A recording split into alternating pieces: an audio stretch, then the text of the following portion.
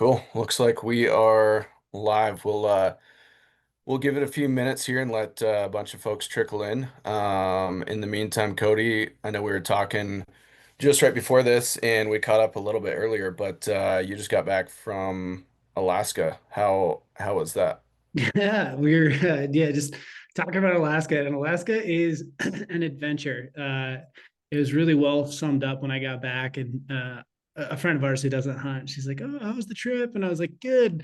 She's like, "What were you hunting?" I was like, "Deer." She's like, "Don't you have deer in Montana?" And I was like, "That's not the point at all." I like to take my bow on adventures, so we got all the adventure we could out of it, and out of 10 days of hunting, we got to hunt three. I got to stalk every day that we hunted, and I ended up shooting a really good buck. So, all said and done, I think it was a good trip. If it wasn't hard and difficult, I guess it wouldn't be as fun, right? It's a type two fun. Yeah, no, that's awesome. Also just a heads up, it kicked us over to that other screen, Cody. So if you want to go back to the slide presentation, we're looking at the kind of your downloads folder there, if you will. But in the meantime, yeah, I'll kind of kick us off and it looks like a bunch of different folks are trickling in here. So just a few reminders, especially for the folks that haven't been to many onX webinars. A couple different things, just housekeeping here. There you go, Cody. We're all squared away. Go ahead and use that chat function down below. Let us know where you're tuning in from, chat amongst each other, answer each other's questions, and all that good stuff there. Just a reminder, if you do have a question for us, or more specifically for Cody, to answer. Make sure you're using that Q&A function at the bottom and not the chat. So Q&A is where we're gonna review questions toward the end and answer some personal questions. Chat, which is blowing up right now, which is great. Make sure you use that for all the other fun stuff. Couple other things, we cannot see you, we cannot hear you, so don't worry about that on your guys' end. And yeah, I'm excited for tonight. E-scouting for elk. Elk season is almost here. It's crazy. It is almost September, and the Bulls will be bugling before we know it. So I'm excited to learn from Cody and get a refresher, and for all of you guys to learn a bunch of tips and tricks and how to use onX and how to e-scout better in general. So with that, I will kick it over to Cody. And one other thing, we are giving away some Onyx hats toward the end. So if you stick around till then, we'll throw a link in the chat there, and you can throw your name in to win some Onyx gear. So, Cody, you want to give us a brief overview of who you are, what you do, why you're qualified to talk to us here? Yeah, I don't know if I'm qualified or not, but Dylan seems to think so. So we're gonna go with it. I think it's all no, it's I guess next one. All right. So if you guys don't know, my name is Cody Rich. I've hosted the Rich Outdoors podcast and the Elk Hunt podcast. The Rich Outdoors has been going for 10 years. I think the Elk Hunt podcast 3 or 4 years. Just diehard elk hunter. Grew up loving elk hunting and kind of been obsessed with the craft, so to speak. I've hunted. I grew up hunting in Oregon, so I grew up hunting the Roosevelts and the thick timber and all that goes with that, and then ended up moving to Montana in 2017. And I think one of the benefits of growing up in Oregon, at least, is you start to hunt out of state. So I started hunting Idaho in like 2008, and kind of got on this kick of going to new places and trying to hunt elk in new terrains, new places, see new things. And so with that comes like a lot of e-scouting and a lot of e-scouting skill. And I had to go to a lot of new places and screwed up a lot along the way. So somehow, you figure it out and you can get to where you can almost throw a dart at a map and find elk there. And I think that just takes a lot of trial and error. And so with that, I have the elk hunting podcast, and I don't consider myself the best elk hunter in the world. I try to interview people and learn from people. I try to help people with how I got to where I am, and if that helps you, great. And I think one of the big things I'm a proponent of is just kind of building a system. As like an entrepreneur or whatever you want to call it, I'm a systems thinker. So when I think about elk, I try to break it down, and spent a lot of time just thinking through like how to help people get through the 10-year learning curve. And a lot of this it just takes repetition. It takes at bats, and you gotta go do the thing. But if I can shorten that a little bit, it's kind of my goal is to help people do that. So, in a nutshell, I've hunted most of the states for elk. I hunt the open prairies of Montana, clear to the coastal range of Oregon. So I've seen a lot of different styles. I do a lot of calling. I do a lot of spot and stock. I kind of try to do a little bit of everything and just learn. Like I said in the beginning, I student of the game, definitely not a master. So keep learning and keep going to new places and figuring out new things. So that's me in a nutshell. A lot of you guys probably know me from the Elk Hunt podcast. We do a lot of interview style stuff over there. So I think Dylan's been on there a couple times. Anything I missed, Nope. Dylan? I think that covers it pretty well. And Okay. yeah, you're definitely well qualified to talk through this stuff. So definitely yeah, I'm gonna learn a ton as well as everybody else. So I'd kick it over to the next one and dive in. Okay. And I want to go before I get started. I also want to say that I think last year or the year before we did an entire e-scouting course for onX. So if anybody wants to dive in how to build your own system for e-scouting using onX, it's completely free. You guys can go check it out. It's on onX's YouTube channel. It's on my website. You can go to the Elk Hunt 201 page, and it's like a couple hour course on diving into like how to build your own system when it comes to e-scouting. And I went through and broke down an entire unit and kind of walk you through how I think about things. So if anybody wants that, that's always available as well. I'm gonna try to move our faces here so we're not in the way. We'll drop the link.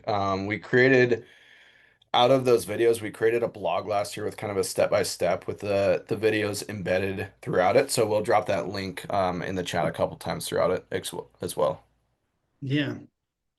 And this is kind of stuff I want to do. So one of the big takeaways I want you guys to, or most of you are, I would like to put out there is I think a lot of people use e-scouting or maps as a way to like find their next honey. And the way I think about it is not necessarily like, am I going to find elk from my couch, but how do I build an elk finding system to where that when I get boots on the ground or I get there in season, I can start systematically looking through areas, checking areas, and finding elk. And I think to me, in elk hunting, if you want to be a great elk hunter, finding elk is one of the hardest pieces of it. And most people talk about how to kill elk, how to call an elk, how to get close to elk, all these things. But to me, it's about being able to find elk consistently. And I think that's one of the things I've been really good at. I could go to New Mexico. If Dylan and I went to New Mexico this year and we had a unit, I don't know, 34 tag, by the time we got there, we would have a systematic plan and approach to start scouring the area to find elk to hunt. And it's not just one group elk. We're going to find multiple areas before we really hone in on some elk that we want to hunt. And so when I think about e-scouting, it's not that I'm trying to find some secret honey hole that no one knows about. Those are nice when they happen, but I'm trying to build a hunt plan that it gives me the ability to like show up and be able to find elk quickly. And then even if I screw those elk up, find more elk. And like I'm having multiple spots. I'm connecting these areas in a way that's like I can go through and find elk very quickly. And once we screw it up, we blow those elk up, then we can go find more. So the big takeaway is more about building a system and a hunt plan and using e-scouting as that tool. Yeah, I can show you some really cool tips and tricks to try to get away from people, to try to find elk and those things. But the big picture, it's like, I'm trying to create a plan. So when I get boots on the ground, I can do that. Now, a lot of people will say nothing's going to replace boots on the ground. And I 100% agree. Like having boots on the ground is really important. But for most of us, we just don't have that capability. We don't have the ability to drive to New Mexico and go check it out every weekend. If you're hunting in your backyard, that's totally different. I still think there's huge benefits to creating these plans in a way like systematically approach a unit per se and go through and say, oh man, we could check here, we check here, we check here. Here's the fastest path to get to those things. But to me, e-scouting is about developing those plans before I step foot in the unit. Total bonus if we get to actually go for a week-long scout or a weekend scout. and we get to check off some of those things that we're guessing. So if we look at as elk hunting is like, hey, we're making some educated guesses, and we're going to go check off those places and see if they're there. That's kind of in a nutshell what we're doing is we're trying to do that in the most efficient way. Now, if you can go every night after work, great. That's awesome. You can check these things off far before you get there, and you can learn a lot about a unit. But a lot of us who are hunting out of state or hunting even 5-6 hours away just don't have the time to do that. So we have to be very organized. And the other piece I want to kind of harp on is like when you build a system, you go into season, a lot of people get a 1 week window. I think if you're lucky, you're getting 10 days, weekend through weekend. You really got to maximize those days because 10 days is a very short window to find elk and kill elk. And I think a lot of us have probably realized that you go on a hunt and it takes you 4 or 5 days to even find elk. So we're trying to shorten that window and put as much knowledge as we can into making that ability to find out quicker and more systematic, being efficient with our time. How do we make our plan so good that we're very efficient with our time? Now, when one of the questions that popped up and Jack was telling me is like, where do you start? And I could kind of go to a map here, and I did some pre-e-scouting.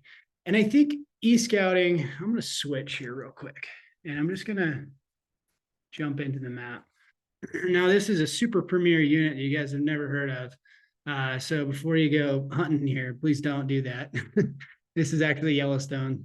But we're going to treat Yellowstone like it was its own unit. And I have kind of the public land layers off for here just because it's easier to see. But when we start looking at a unit, I mean, I could start with absolutely nothing, and we'll just call this, I could show you. We're going to turn public lands on. So I want to say hypothetically, this whole Yellowstone, this is our unit. What we'll call it unit, whatever, 1, 2, 3, 4. And if we had that unit, where do you even start? I think a lot of people struggle with this part of it. Like, am I looking for food? Am I looking for bed? Am I looking for no access? And it seems like I meet a lot of people who kind of start either in the most remote because they're like, how do I get away from people? Or they start with like, what's the absolute best food source, right? Or water sources and things like that. I can honestly tell you that I don't, it's kind of a little bit of everything, but I don't really focus in on one thing. And so when I start at a unit, say I'm brand new, I've never been to Yellowstone 1, 2, 3, 4 before in my life, I literally use this like I'm flying around, like I'm in an airplane, and I will just start looking for things that look elky. Like, well, what if I don't know what elky looks like? I think the best way to describe elky is just the breaks in habitat where there's a blend of a lot of things. And so we're not looking at, sheep country. We're not looking at just pure timber. You're looking for those things that catch your eye. And this is where it gets difficult because you could spend hours and I will just spend hours flying around, kind of looking at pieces of the puzzle. And the other day when I was playing around, I got to figure out where I am here. So I was playing around in here, and a lot of this started catching my eye. And I just kind of want to point out a few things on why. And maybe it'll help people. Sorry, close this so you can see better. So a lot of this, I'm flying around and there's nothing particular. It's not food. It's not bedding. It's not an elevation. It's not a distance from a road. But I start to see, a lot of green and a lot of timber and this like mixed terrain is what I call it, and I love this basin here because it's got a lot of mixed terrain. It's actually pretty open, but it has some thicker portions and things like that. And I think if you don't know where to start, just flying around and circling. So I use this and I'll just show you how I do it. So I will just circle an area. Doesn't mean anything yet. Well, helps if you use the right tool here. So I will just use the area shape tool and I will literally circle areas and that's it. That's all I start with. And if I was, maybe I like it, maybe I don't, whatever. And I just start pulling it apart. And I always say it's, you have to start playing with the Rubik's Cube to figure it out. And this is one of those things where I tend to just fly around and look for it. The first thing I do is only area shape tools. I'm just looking for areas of interest. That's all it is. This one caught my eye. It's great. There's a lot of feed in here. There's a lot of green, a lot of, these meadows. these rolling hills. And so there's like different aspects that I'm looking for. And oftentimes I'll end up deleting them or I'll end up moving around. But what I'm looking for is it's just pattern recognition. So I'm looking for different patterns and I'm looking for pieces of this where it's like they start to clump together. So as I started, man, a lot of this looks really good. I had circled a number of things in here. Well, then I'll come back and say, oh, well, how far in is that? And so I'll use either the route builder tool and I'll just figure out a trail in here. Kind of already did this one. And just try to figure out how far in it is. So it's like, oh, this is 6 miles in. Oh, that's interesting. And it's just honestly playing with it. It's starting from a point and you're looking for those things. Once I have an area, then I'll start to hone in and I'll say, okay, if this is true, if there's a lot of good feed here, a lot of bedding, then maybe I'll switch over to topo. And now I'll start looking for those bedding areas. I'm looking for those benches in the timber, and there's one over here there. Like these type of benches here. Man, those are the things I'm kind of looking for. And honestly, it's just you're kind of playing with it. There's nothing in particular that I'm looking for other than pattern recognition. And then I'll start to pull things apart. Oh, can I glass? Where can I glass from? And looking at, say I had circled a bunch in here and it's like, oh man, from here I can see a lot. So it's just starting, the pieces really come together very slowly. And once I kind of hone in on an area, then I'll start picking apart, looking for glassing knobs. How well could I hunt this? What are the routes in there? Is there a lot of people? But I think if you just hone in on, say, distance, you could use the roadless layer, and you look only at like, oh, what's the most remote? I don't know that that's the number one because too many people are trying to get remote. And that can work in some areas and not in others. It kind of depends on the unit. But this is kind of how I start to build a system of, okay, I have a bunch of areas of interest. I've never been here before, but I have a bunch of routes in. Now I can start to say, okay, I found these areas I like. I found these waypoints I like. What's the most efficient way to scout this? Is it doing a big loop here where I can check all 3 glassing points?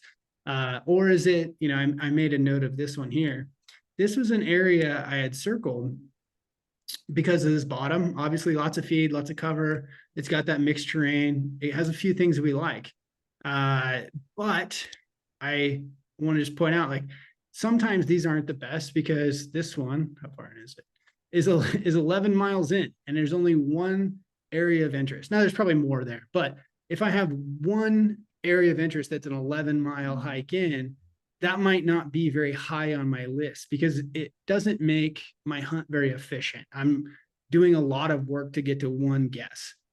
Sometimes those are the best spots though, but generally speaking, if I can start chaining things together, and this is where it just takes, honestly, just takes hours of playing with the maps, looking at things and trying to figure it out. And I sometimes think that people are looking for a shortcut on how to just find this needle in a haystack, but sometimes it's just spending the hours behind the computer and then starting big and working your way in. And once you kind of have an area, now we've selected this northwest corner of the Yellowstone unit, we can really start to play with it. And, for me, maybe it's the next night I come in, I'm like, man, this looks really good. I really like this spot.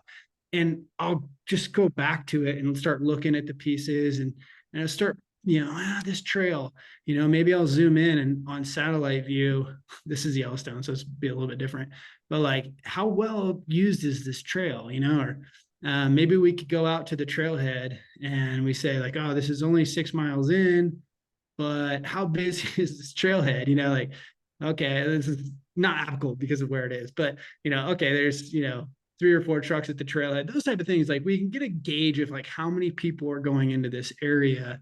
And oftentimes what I do find is what I find initially is what everyone else finds. But then slowly as I play with it and I kind of work outward, that's where I start to find the little nuggets where it's like this area, if this was a unit you could hunt, is what everyone in the world would see. Like I would text this to Dylan and he would say, oh, I've been looking at that spot too.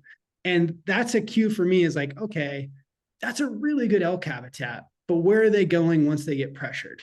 And then you get to places like this where this is a state line. So let's just hypothetically say it's a state line. Maybe these elk are using this back pocket, and it's like, maybe that's the hidden gem, right? And so we can slowly work out from the thing that jumps out at you is what everyone else sees. Let's keep diving. Let's keep playing with the maps. Let's keep looking and assume that people are there, because we all know every time we find a place, there's a lot of people. So where are the elk going? And I think a lot of new elk hunters want to go find the best bedding, the best uh, feeding in all those places. But that's all where the hunters are. And what I have found, whether it's archery, whether it's rifle, whatever it is, the most important thing is trying to get away from people.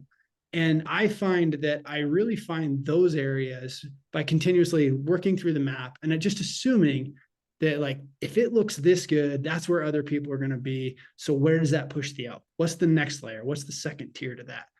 And again, once I have a good system and I say, like, oh, I'm going to come in here, I can e-scout, or I can scout these, 3 glassing points in 2 mornings, or an evening and a morning, and I can be out of there. Then I can start to like look for the little nooks and crannies in an area and work backwards, because I have a system for, like, okay, that day I'm coming in and I'm going to check that, and that, and then I'm going to move out. And then I'm going to come in here and I'm going to check that, and that.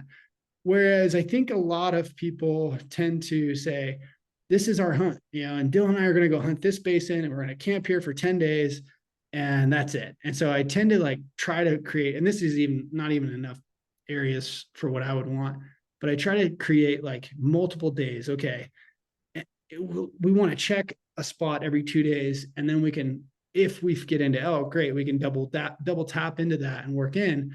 But if not, we have more plans. We can go to different areas, going to different elevations, a lot of those things. Does that make sense, Don? Yeah, no, that was a good overview for sure on how to start. One of the common questions we had a bunch of different times is how to identify a bench. Cody, would you mind switching over to topo and just zooming in, either topo or 3D, and just kind of show a couple examples of the bench? And then also, I see you've got LiDAR on now, which is super helpful for develop or for pinpointing benches that might not show up on topo. Yeah, and like the old school way, I'll turn LiDAR off because a lot of people, you know, aren't familiar. So when we identify a bench, we can look at the topo map and we can see, like, here's a good example of a bench right here. Like on topo, we have this split where the line, softens out. Even this hole, we can say this is a bench, even though it's sloped. But this is like a very classic example of a bench when you're looking at topo. And then 3D came along. I guess I'm already in it. So then 3D comes along and we can like pan sideways and see, oh yeah, there is a bench there, right? And I would still consider this a bench, very much so. But then when you add the new LiDAR, is like it becomes very evident, where some of these, and this is a big bench. A lot of times you don't even need this much bench. I think LiDAR gets really important. See if I can find one on like a true, like this is a bench right here. And I think LiDAR makes that very apparent, more so than like just looking at the topo lines. I feel like we could find a better one too, but kind of get the point. LiDAR really, so when we're looking at LiDAR, this is like, these classic, or this very micro terrain that we can see. And that is really helpful when looking at benches and timber. Let's see if I can find a different one. Here's another one. So these are those north face benches we're talking about, right? That's a good example of one right there. Is that what you're talking about doing? Yeah, yeah, no, that's perfect. Essentially, it's a break in terrain. I mean, and looking at that, especially with the imagery, like that seems like a perfect spot for elk to go bed midday. Right. So, I think a lot of, benches are kind of a buzzword when you were talking e-scouting, and a lot of folks, might not know exactly what they're looking for. So that was helpful. Yeah. And this, I mean, like you can even look at timber density with that too. And I really I like this unit. I like this unit because like it gives you classic examples. I can see the timber density between, say, this area I selected and this. This is going to be shorter, like reprod type cover. Not easy to move through. Elk might bed in it. I expect a lot of blowdown in there, but you can almost see the timber height and differences in these. Another thing, this is what's so great about satellite is like a lot of times these elk like these where they can move through this bigger timber in these really, a lot of this timber you can't move through super well. This might be thin enough. Kind of depends. I've never been there. I would say probably can move through it, but it's going to be tough. Whereas like, excuse me, this bigger timber here is something that would be more shaded and more that cooler timber. Yeah, I wonder if there was a burn there at one point. Yeah, generally speaking, like down here, this is where you'll see these burns look like this, where it's like just kind of regrowth, especially in wilderness areas, where it's like the Bob Marshall or the Frank Church or something like that, where you just get this like growth that comes up and it's like super thick. But there can be interesting, like even this is fairly interesting right here, where you have these like thicker pieces, but this mixed terrain where it kind of comes into this feed that's secluded a little bit. Overall, yeah, I mean, great area. Well, I say that I'm sure there's elk there. There's not a lot of elk left in this unit. So trophy Yeah. potential high, numbers low these days. Okay, let's jump back into our, man, this thing is just right in my way. Oop. All right, so I'm going to jump pretty much back into the map after this, but we just talked about using satellite imagery and using LiDAR to find those benches. So I want to show you guys a couple kind of cool ways to use, I don't know, newer onX features. I wouldn't even say that, but like using onX to find kind of hidden gems and looking for those. So key takeaway, I think a lot, I just said this before, but like finding elk habitat is what most people are they're looking for, and that's what they're doing. But I don't know. There's better ways to do it. And if you can find the elk habitat that most people are missing, that's where your key advantage is. It's like, to me, if something jumps out as the perfect terrain, I almost assume there's too many people there. And so I'm looking for where are the elk going and where are they getting their needs met without the human pressure. So if we jump back into the maps, like I want to show you guys how to find elk that can't be found, if that makes sense. And one of the ways you can do that, I think let me jump back in here so make sure I'm on the right page. Yeah. So sorry, I'm bouncing around.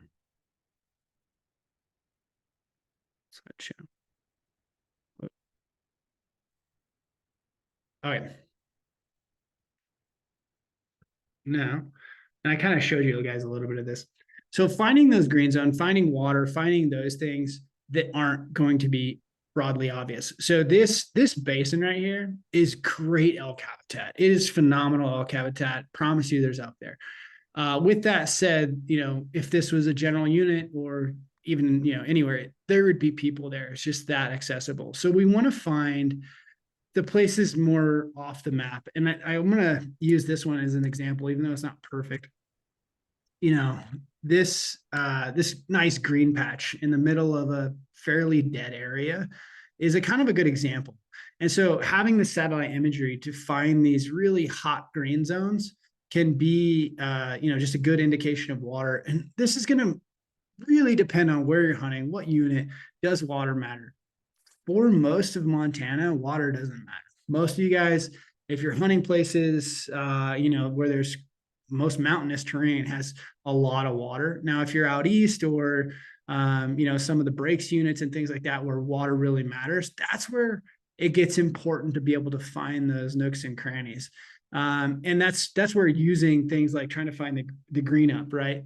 This can also be good for finding camps. I would love to show the exact scenario, but I'm going to this place in Wyoming this year, and we were able to find a green up that really looks like a spring. I still got to go scout to make sure, but I would say like some of these upper basins can have really good green up that can show water. None of these are great examples of it. Um, but using here's a class example, right? We just found water. So finding these spots up high can be good for camp, right? I think this is pretty well known at this point, but I love switching to topo to find water because onX does a really good job at highlighting most of those waters and places like, using this, finding a water hole and being able to check those. These upper creeks like this, elk love these type of things where it's not down in the bottom because a lot of times they start working up towards timber and they know about those high water spots that they can hit. I really like places like that. I don't have any off the top of my head, but using either topo or satellite and switching back and forth is a really good example of how to use that.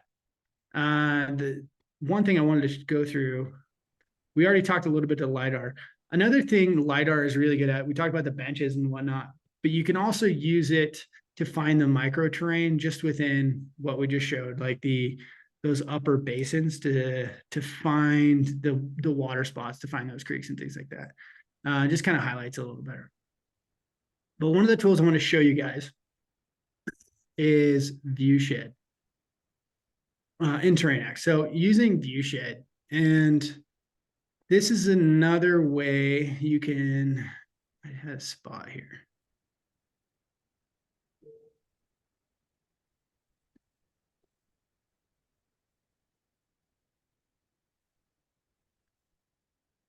So I did this on a podcast the other day with Mark Lifsay, and we were talking about Viewshed. So if you guys aren't familiar, Viewshed is a great tool for figuring out what you can see from glassing points.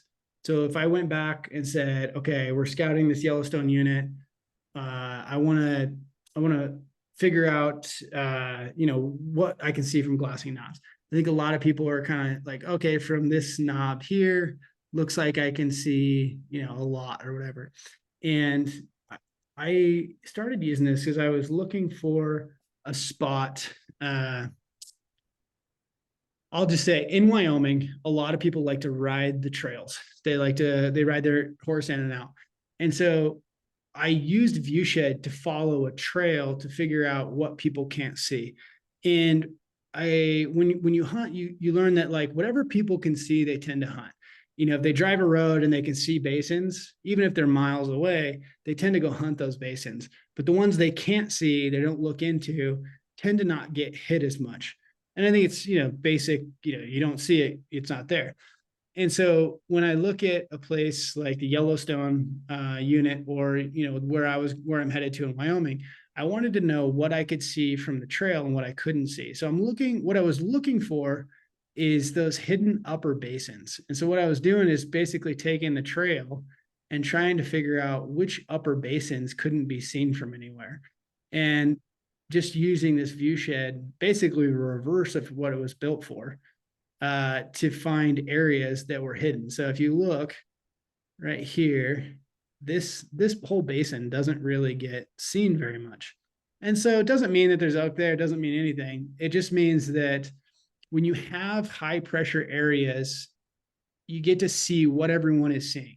And again, a quick scout trip could tell you like what you can see or what you can't see, or confirm or deny a lot of those things. But I started using this tool specifically, basically in reverse of how it was supposed to be used, to find. But also, I think a lot of people don't realize how well you can use it to find glassing areas. So I guess Dylan, you want to like talk about how this works, or like what's the shading and all these things? Yeah, so Viewshed, what Cody was just talking about there is a super cool feature. I've even heard for the folks that like calling elk and will move through country and just bugle check drainages until they find a bull that wants to play the game they want to play. I Mhm. have heard folks use this tool to figure out where their bugle is going to be cast and where maybe the drainage next to them. You think, okay, I let out this long, super loud locator bugle. Every bull within X number of yards is going to hear me and reply if they're here. But if you use that tool, it can really show you, okay, if I pitch a bugle off of this landing below me, what you can see is generally what's going to hear you. So you might have to walk 100 yards to the other side, bugle down the next drainage to even hear a response from any bull over that other side. So just kind of Yeah. another cool use that I've heard from Viewshed. But yeah, that's one, one thing of Terrain X of many there. So if you look on the left-hand side, and Cody, I don't know if you want to walk through all of these and just kind of give a quick example of what they are, but essentially you can use this tool to find specific slope angles. So if you're like, okay, I want to see between 20 and 35 degrees slope, you can put that parameters in there and it's going to highlight areas that only are showing that. So yeah, if you click off Viewshed there and show that, it'll show you areas that are just now between 20 and 36 degrees. Now, if you're like, well, I want to see just southern facing, if you go ahead and click the north facing stuff, it blacks that out. Yeah. Perfect. So now it's between 20 and 36 degrees and southern facing or east or west. You can scroll down and then also utilize the next feature there and say elevation band. I want to see things between, I I let's had see what we're 60. at here so it'll show, but I want to see things between, yeah, 6,200 and 10,400 feet. And now everything on the map that is highlighted is what you implemented into it. So now if you go into Viewshed and you figure out where you can glass and what you can see, it's going to show you areas based on the parameters that you've selected on the left. So it's got to be between 6,200 and 10,400 feet. We have negated all of the north facing stuff. So that could be an indicator we're looking for, southern facing, more open food sources.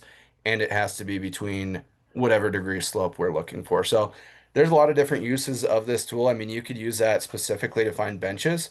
If you're in a really steep area and you go, um, you know, use those twizzle the bits on the left-hand side there in these tools, you can start to highlight benches and do all sorts of cool stuff. And you can also use this in 3D as well. So lots of I think where this tool is really handy is late season hunting and spring bear. This is where, to me, elevation really matters.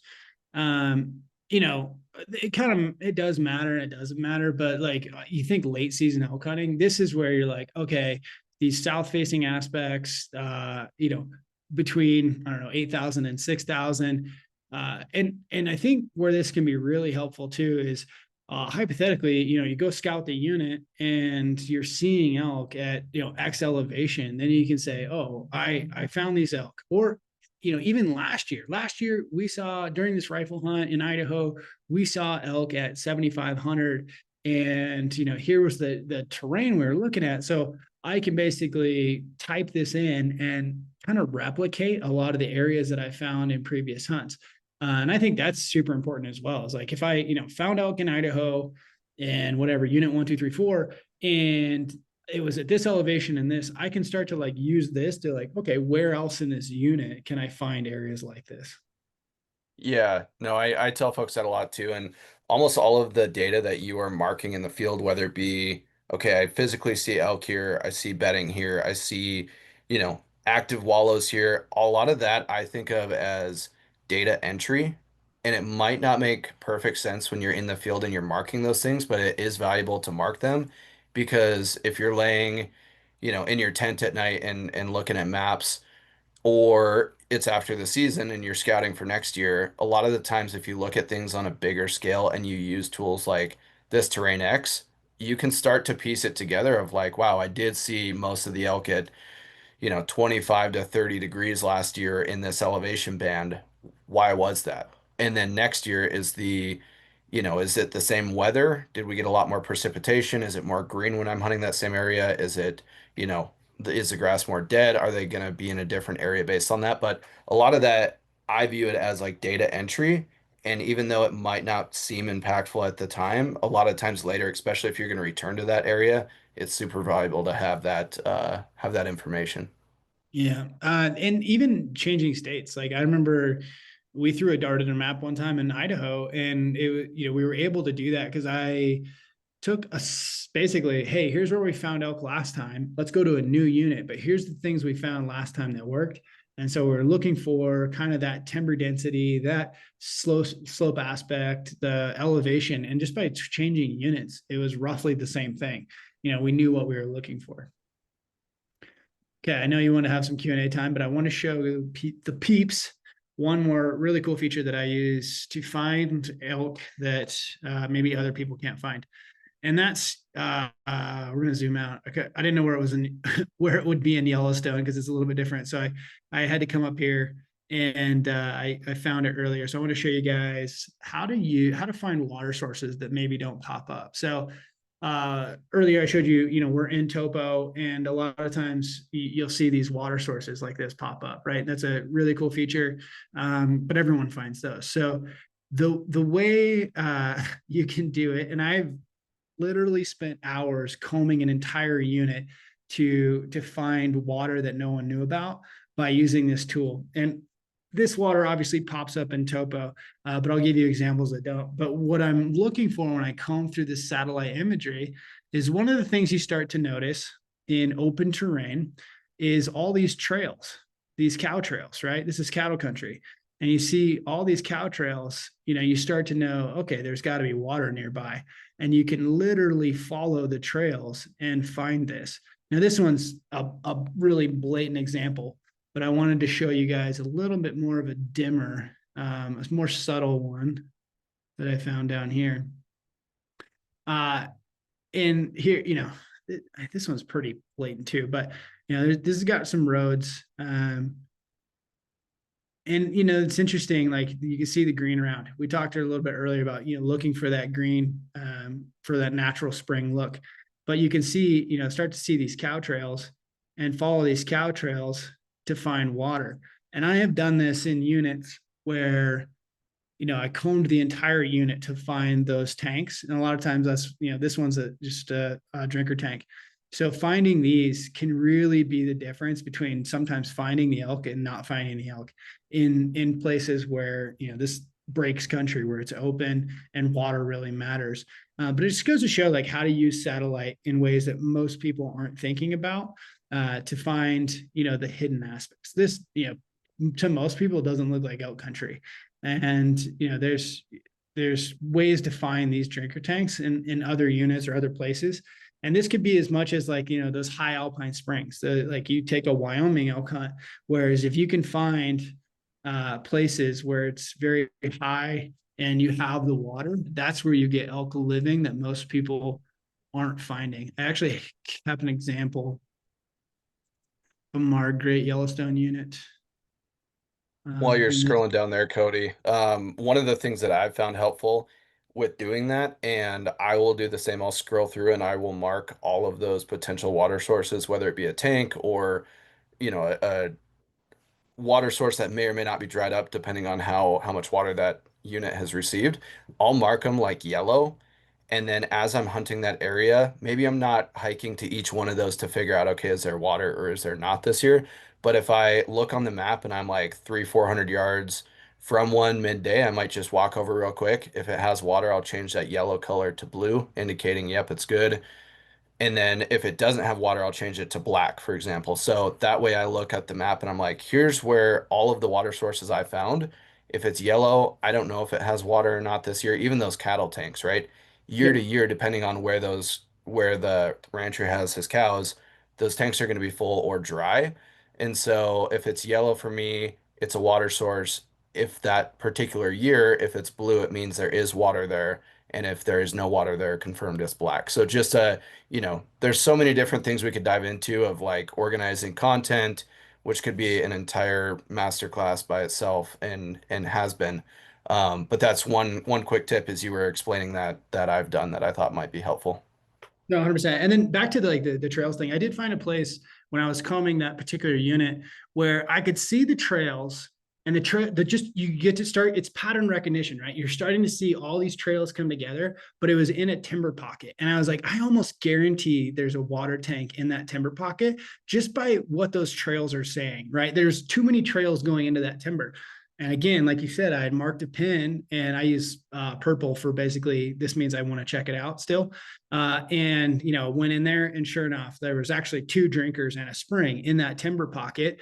And sure enough, like later in that year, I did find elk in there. And it was just like, one of those places, great option to go check midday and, check it off. But yeah, coordinating your content is super important. One of, in that view shed, one of the things I like to do, and this is what I was trying to show you guys, is this is that main trail, right? And this is where I was running that view shed. And one of the things you guys probably couldn't really tell, one of the things you find is that this upper basin, I call this like a pitchfork basin or a trident basin, where you have, a single turning into a triple. And this is not a perfect one, but this is the kind of basins that I really love to find. And this one's really great because it has this ridge right here where you could glass up from, but no one on the trail is going to be able to see up into this basin right here. So this is one of those classic examples of using viewshed. And then when we kind of dive into it, very, very much potential for like these upper basins that have really good feed, possibly water. If we could dive into this a little bit more. But like those are the kind of examples of like finding the off the beaten path things most people aren't seeing. They're not going to check out because this is a pretty small pocket in a much larger area. And honestly, this is the kind of thing I'm usually looking for. I like when it works out and there's great spots where there's a bunch of them close together. But more often, I find that these little pockets, these hanging pockets or hanging high pockets, if they have all the resources, can be really great places to catch those elk. You're not going to find a lot of elk, maybe a herd of elk, maybe a couple bulls, but hey, we're only looking for one.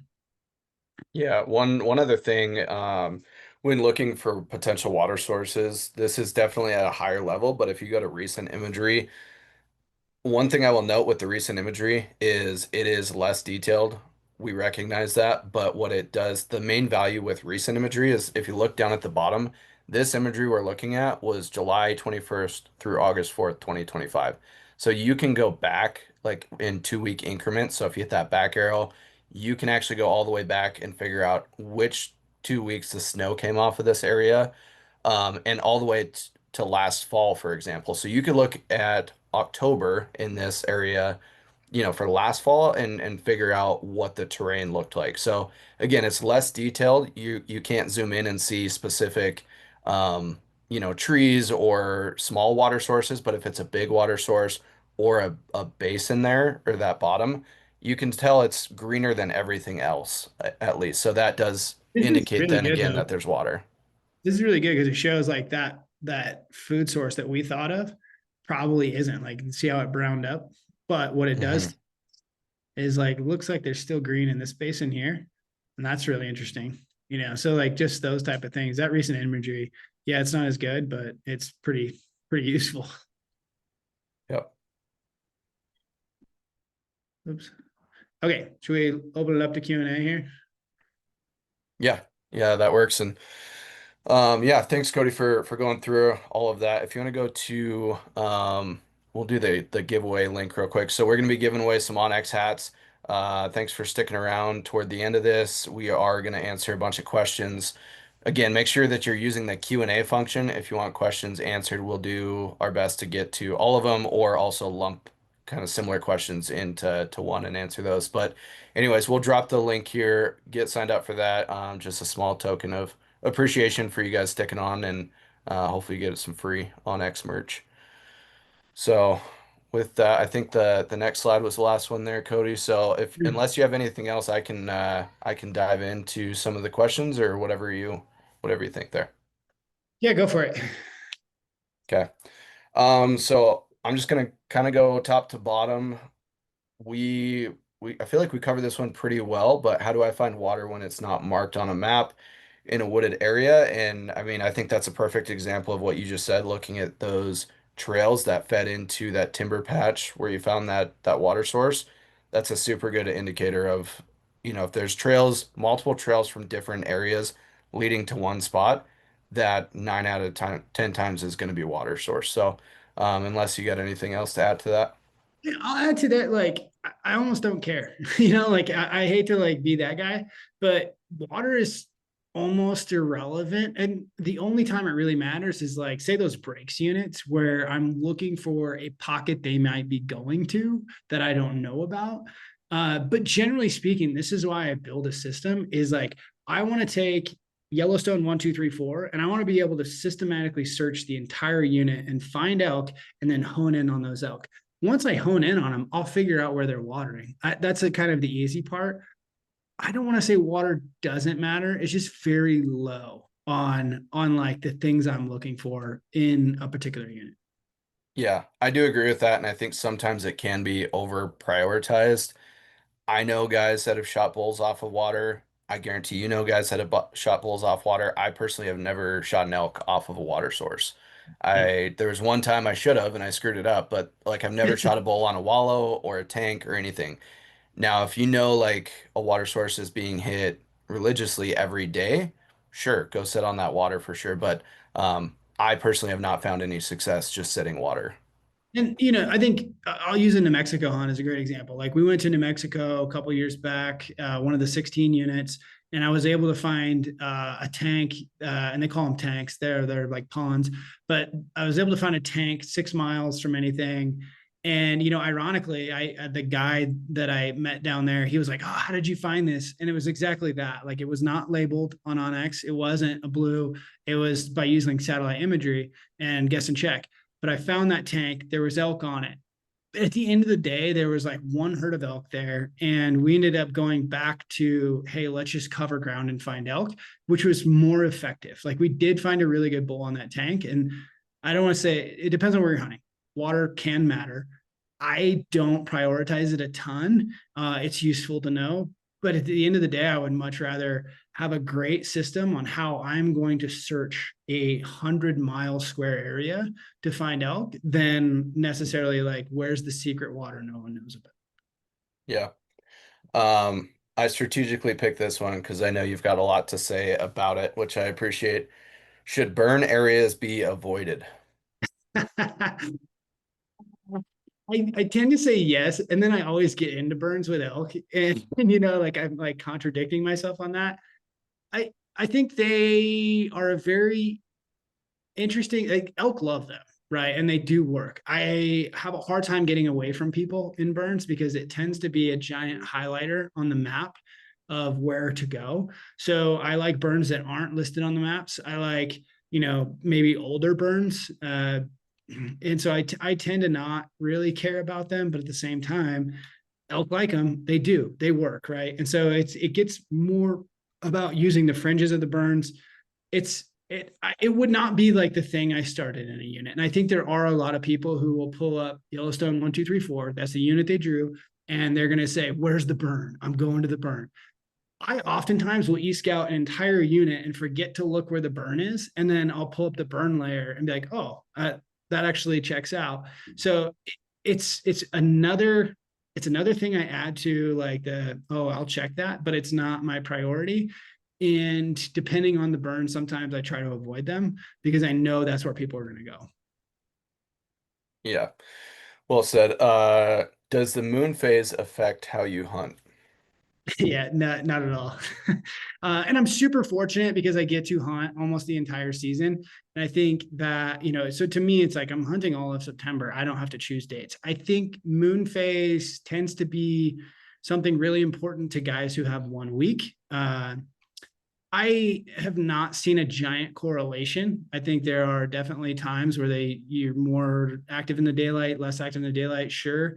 But again, moon phase is one of those things where if there was 40% more hunters in the woods on that week, I would rather not be there that week. And so like again, it's kind of like I'm strategic about like how do I get away from people, which is much better. Like if I can hunt elk that aren't being hunted by someone else, man, that just makes life way easier.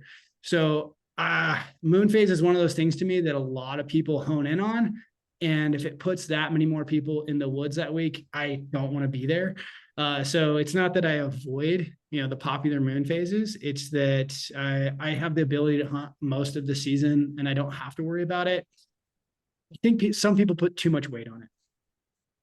Yeah, and I guess context there, if anybody, Right. is newer to elk hunting and not familiar with moon phase, the idea is on a week of full moon, it's going to be bright out and elk are going to be super active all night, rutting like crazy, and then come daytime they're less active.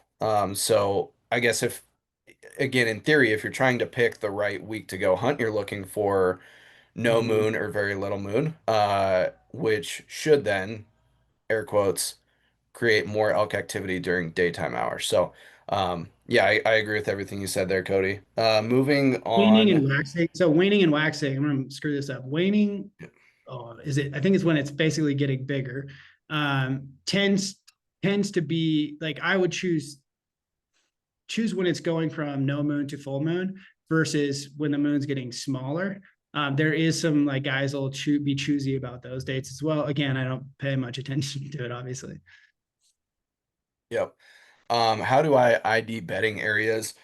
So I'll kind of take a quick stab at this one. We touched on a few things on how to find benches, and then one thing we didn't really touch on much, but I think is really helpful is north facing. I think sometimes everybody says, okay, elk bed on north facing timber, right?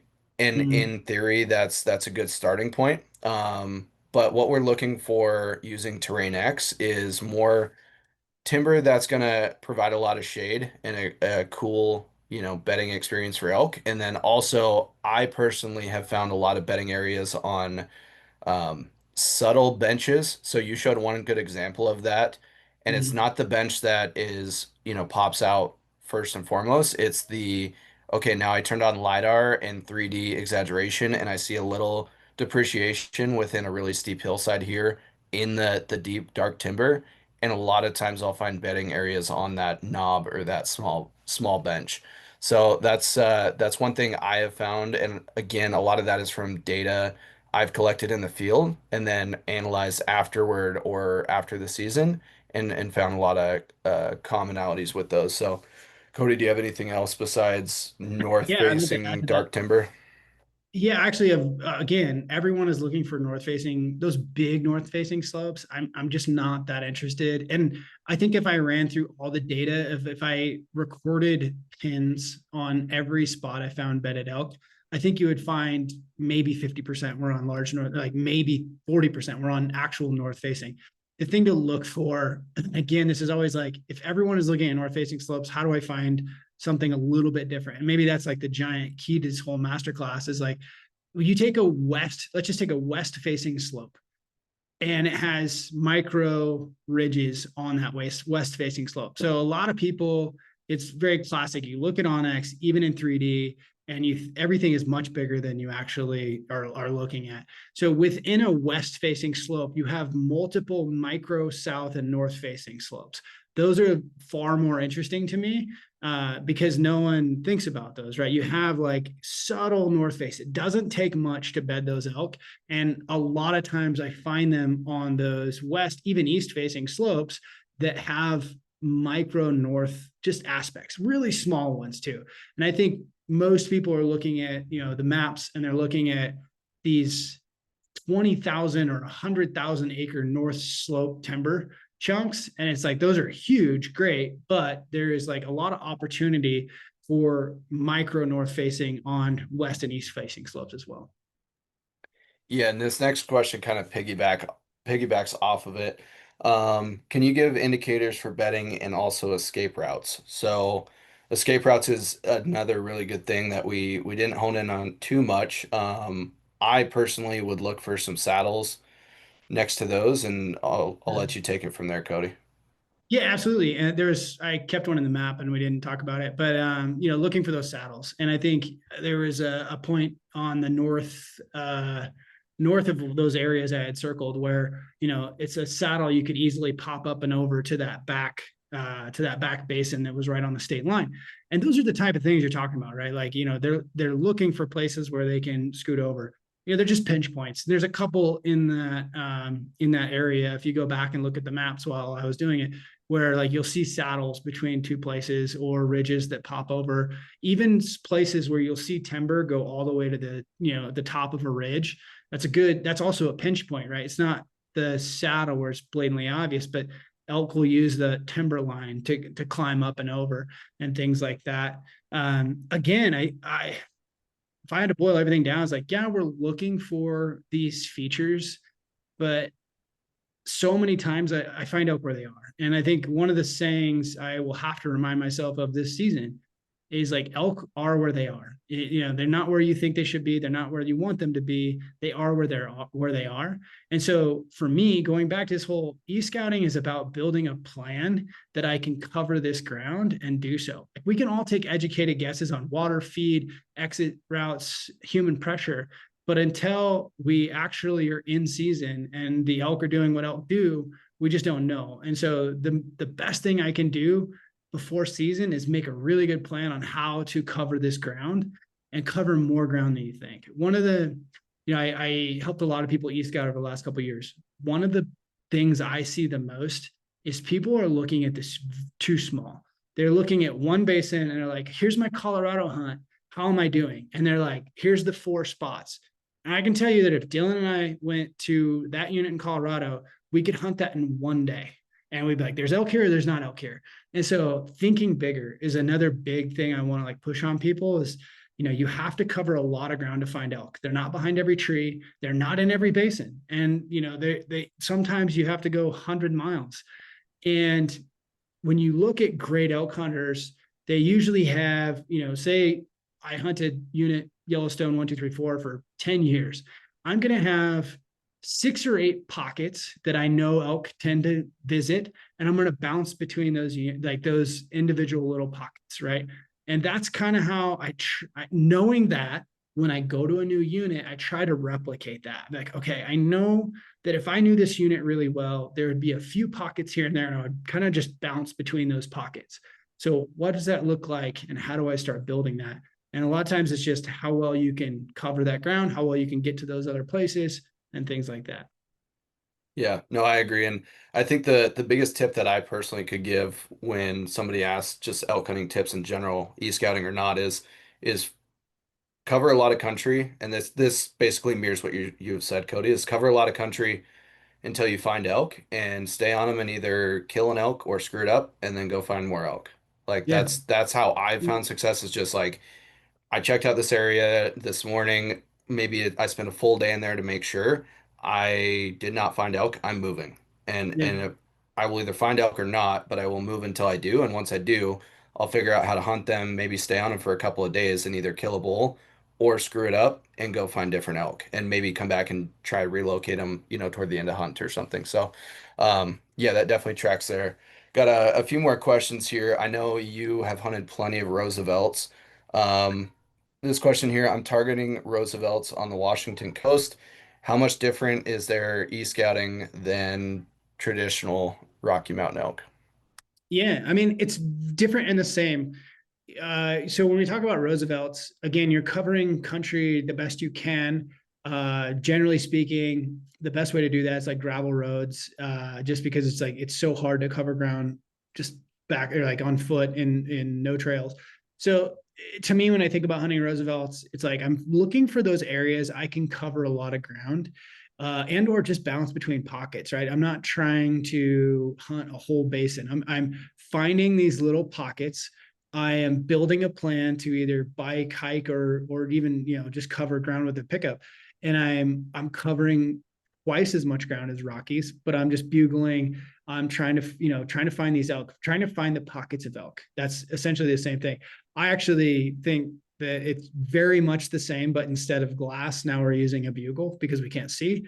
Other than that, there's not a huge difference. The pockets tend to be a little bit smaller and tighter, but the elk tend to hold in them a lot better. Versus, Rockies can go a lot farther. So other than that, like my plans virtually the same. Like it's very, very similar, just slightly different. Yep.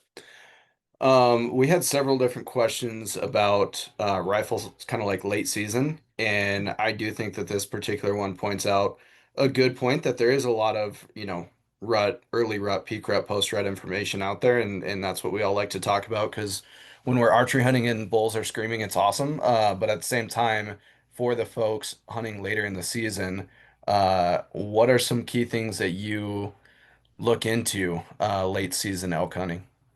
Yeah, and this is a great question, and like that high hanging basin that I called the Trident Canyon. Those are the things I'm looking for when it comes to late season. Depending on how late, would just say rifle season. Hunting pressure probably is the most important. In archery, it does matter. It just matters a lot more during rifle because you have higher pressure and it's a different kind of pressure, right? You have guns going off, you have elk that have been pressured from archery season, sometimes muzzleloader seasons, multiple seasons. So the elk are also the big bulls are moving away, so they're trying to separate themselves, go into their like recovery. So when you think about just what elk are doing and why, is they're in recovery mode most of the time. They're moving away from the big herds, and so you're just looking for a different elk. When I think about e-scouting for archery, it's like we're trying to find the cows, and even if the bulls aren't there yet, they're coming there. And then when I'm thinking about rifle, it's like I'm trying to find the places where elk can hide, where they still have the things they need, but like the most important is getting away from people. And so that's when I hone in on those. It's very similar. I'm just checking probably smaller pockets than I would with cows and early season stuff. So trying to find places, and I've talked about this before, but the right timber densities. So I'm looking for places I can see into. The elk think they're safe. That's one of the things I've been successful with, is like just mapping that. And it goes back to the conversation we had about like what has worked in the past and how do I replicate that. So, I found places where it's like, man, I can see into this timber and these elk think that they're hidden. How do I like look at the map? What's that timber look like? And where do I just copy and paste that to Montana, Wyoming, Idaho?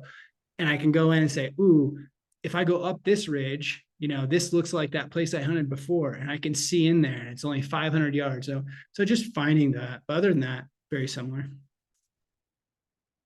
Nice. Let's do a couple more questions here. We had a bunch of really good questions come in, but a lot of them were kind of lumped together, like that rifle one there.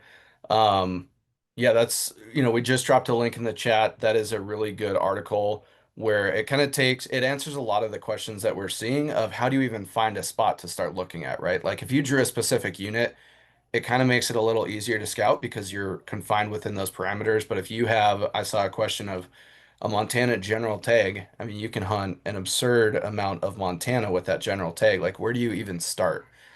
Make sure you click that link and check that out. That's going to give a lot more info there. But yeah, let's do a couple more and then we'll wrap it up. Let's see. This one here, after all of the scouting, where do you determine where you want to set up camp or camp for the night on the mountain, wherever it may be? So I guess Cody, my question with that is like, do you have camp on your back? And I know this is it differs depending on where you're at and what tag you're hunting, but are you typically kind of a camp on your back and find the right spot close to the elk, or are you more of a base camp or somewhere in between? And then I guess the second part of that is, where do you set up camp, and do you strategically set up camp so you're not screwing up the elk you're trying to kill? Yeah, all really great questions, and it depends. There's a reason I have like 6 or 8 tents. And I would say you want to be as mobile as you possibly can, but sometimes that requires you to go in very far. Generally speaking, I'll say for archery, I tend to have a base camp and spike out. That's my favorite. I have I don't know, a wall tent or even a truck camper or something, and I will have a base location. But then if I make say 5 mile or 6 mile loops, I can backpack, and I'll take like either a tarp or just a sleeping bag, and I'm trying to just cover lots of ground in big loops. That's my go-to for archery hunting. I tend to want to be mobile. Mobile is really, really important in my mind. And I don't love backpacking. However, if I had a Wyoming general tag, that would probably be different. It would be like, okay, maybe we have camp on our back and we go. I want to be as mobile as I can, but I need to hunt where the elk are that I'm hunting. So it kind of depends state by state. With rifle, yeah, finding those remote locations just requires you to get farther in, whether that's horses or backpacking. Like it's just going to take a lot more effort to get away from people and find those secluded pockets, right? And so it's kind of similar. It just adds a layer of depth. So I'll usually try to build a base camp and then still, spike out from there, or just, make big hikes from there. So really depends. I think the number one rule is stay mobile and then have lots of options. I think this is a huge piece. Is a lot of people get married to one technique or one thing. They buy their backpacking tent, and then when all you have is a hammer, all you see is nails. And I think, for me on any given hunt, we go to New Mexico, I'm going to have 2 or 3 options for me. Like for us, I have a lightweight wall tent that I set up at a truck, and then we'll have spike out if we want to spike out for multiple days, or we'll have like a tarp that we can just sleep under for a day if we're doing that. So I have lots of options. And again, I'm going to hunt the elk where they are, not try to like hope there's elk wherever I want to hunt. But that's kind of, the doesn't really answer the question. Is like there's lots of options. But I try to have everything with me just because I want to be mobile, but B, sometimes you just have to sleep on the mountain with the elk. Yeah, no, I like that. One thing I will add is when you're strategically figuring out where you're going to camp, I can think back to early days of elk hunting, and it's like, okay, I know elk are feeding on this face, so I'm going to camp right above them and I'm going to be on them at first light, right? Well, what I didn't know then is the thermals are pulling down all night long, especially right away in the morning before that sun comes up. And now all the elk I was trying to hunt the next morning was smelling me the entire night where they were trying Yeah. to be. So I think there is ways to use the maps to be strategic on where you're putting camp. Um, Thermals, dropping versus rising during the day. Where's my scent going to be going? Where do the elk want to be? I would rather be an extra half a mile away from the elk that I'm trying to hunt and not screw it up than wake up right on top of them. So that's just another, I've learned the hard way several times on that. Um, that looking back now, I just shake my head and it's like, well, no kidding, they weren't there in the morning because Yeah. they smelled us all night. And the same thing happens like with basins. A lot of guys will like, man, this is a beautiful little camping spot, and they camp in the basin, and that's where the elk want to be at night. And so like you're kind of kicking them out of their routine. So yeah, trying to stay off of the elk, and sometimes that's hard, right? Like you just kind of have to camp where you have to camp. But I tend to try to stay back a little bit more so, or sleep on the ridge where the glassing knob is, where I know there's no elk, and be farther away. But yeah, that's another really good point. All right, last question here. I struggle with ending up with tons of pins for benches, saddles, etc. How do you whittle down which features you mark uh, to try to avoid having 40 pins next to each other of the same thing? This is a really great question, and it'll tee into actually this bullet's in a picture behind us here. So I'm the same way. I tend to comb through things, and like yeah, I told you I combed through a unit to find every water hole, and it was just an excess of pens. It was like incredible amount of pens, and so I will whittle them down. I will delete stuff. I tend to keep significant information, water if it matters. If there's too much water, I'll start deleting them. You can say hide on map, which is a really cool feature too, and then that can come in useful later. I don't. I'll even go as far as like I usually lay a pen for when I find elk, but I'll start deleting those pens if it's like very evident that there's a lot of elk in this. Like I don't need every pen. And I think it matters because you can get cluster, you can lose sight of the big picture. And this, I'm gonna wrap it into the story here. So this bull is in an area that I had hunted for 2 years and had a massive amount of pins. And every time I would go to e-scout it, I kept honing in on the pins. And so last year I went through and I basically hid all of my pins. And I said, I want to e-scout this like I've never seen it before, without the, all these pins that are drawing me into places. And so I had went back to the map, a clean map, and I e-scouted and I had found this spot that was really close to a lot of things I'd been around, but never been to that spot before. And I thought, oh, that's interesting. Well, opening day, I went in there just to check it out. And it was day before opening day. and I saw, a bunch of bulls, 13 bulls or something like that. And I was like, okay, great info, put it on the map. There's elk there. And I actually ran into a couple different people in while I was in there. So it was one of those things like, oh, there's elk, but there's people. And I never actually went back to that spot all through season. But it was in my head. And so I went back there, well, the last day I hunted, which was when I killed this bull. But it was in October, right? It was late in the season. And I went back to the spot and ended up killing this bull in a spot that I had e-scouted, a place that I know very well. And how I was able to find it was like I took all the pins off of my map so I could re-see things. I just want to see things with a fresh perspective. I think that is very important when you look at areas. We have all these pins. We tend to hone in on what we already know, and we tend to like look at the map from that perspective. So, really good tip: take all your pins off and re-look at the map from a new light. Yeah, no, I think that's a great one. And you and I have talked about it in the past too, but I essentially, this has probably been 5, 6 years ago. I re-scouted one of my favorite mule deer spots that I've hunted like, I don't know, the last 15 years. I feel like I know every nook and cranny like the back of my hand. Re-scouted it several years ago and found a little pocket that I had never been into, went and checked it out and shot one of my best deer. And honestly, that deer had like 4 does in there, and he was the most mature buck in the area, and he was not leaving that area. And honestly, without e-scouting and finding that and being interested in it, I probably would have never found that buck because I don't think he was moving very far. So, yeah, I think that's a really, really good point, and a good place to kind of leave off. And yeah, just if even if you know an area and you think you know an area, looking at the maps definitely can help, especially little tips like I've picked up from you, Cody, of turning it.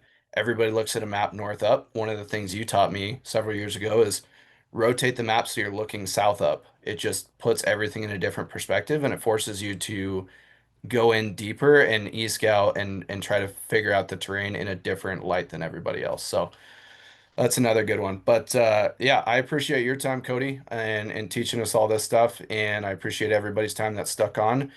And yeah, good luck this season. And I'm excited to see how it goes. Yeah, likewise. Thanks, everybody. Thanks, guys. Have a good night.